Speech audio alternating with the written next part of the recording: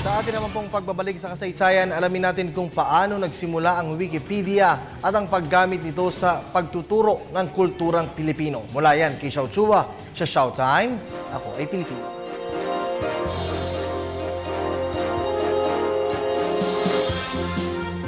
Makasaysayang araw po, it's Showtime!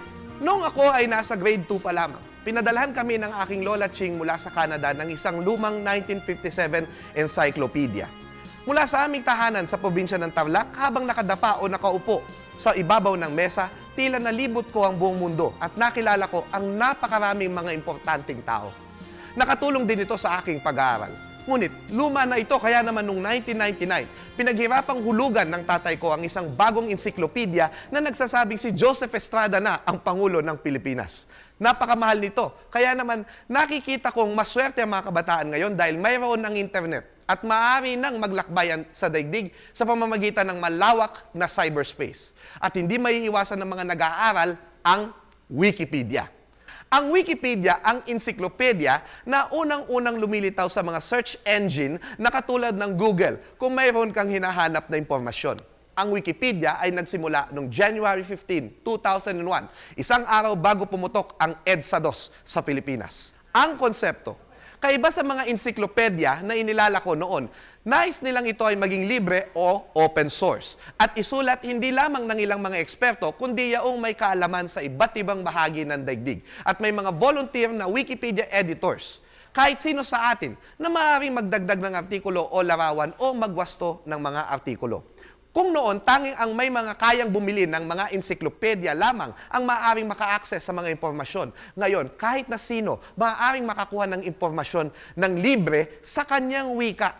Na-demokratisan nito ang pagkatuto.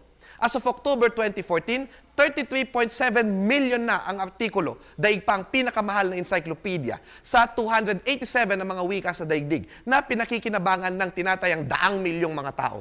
Tinawag itong The Free Encyclopedia, ang malayang ensiklopedia. Libre pa. Natupad ng founder nito na si Jimmy Wales ang kanyang pangarap. Imagine a world in which every single person on the planet is given free access to the sum of all human knowledge. That's what we're doing. Ngunit, may issue ang ilang mga eksperto. Huwag daw gagamitin ang Wikipedia sa eskwelahan dahil kahit sinong maaaring magsulat at mag-edit nito. Kailangan liwanagin na para sa akin, kung gagawa ka ng akademikong papel na kailangan mo ay mga primary at specialized sources, hindi dapat banggitin o isite ang Wikipedia. Hindi dapat ito sinasite sa mga thesis at disertasyon.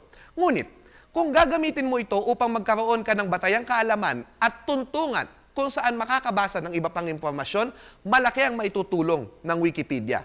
Isang maaaring gawin upang magamit sa pagtuturo ng tamang impormasyon ukol sa Pilipinas ang Wikipedia ay maging Wikipedia writer at editor ang mga eksperto at guro sa iba't ibang panig ng Pilipinas. Dahil ang mga Pilipinong Wikipedia editor, hindi man natin madalas makilala ang maaaring magbigay ng tamang impormasyon, magtuwid ng mga maling impormasyon ukol sa atin at ipakita sa atin ang kagandahan ng ating bansa at ang kadakilaan ng ating lahi. Sila ang mga unsung heroes ng ating edukasyon. Kung may nakikita kayong ilang mali sa mga artikulo ng Wikipedia, sumama kayo sa pagbuo nito. Ako po si Xiao Chua, para sa telebisyon ng Bayan. And that was Showtime.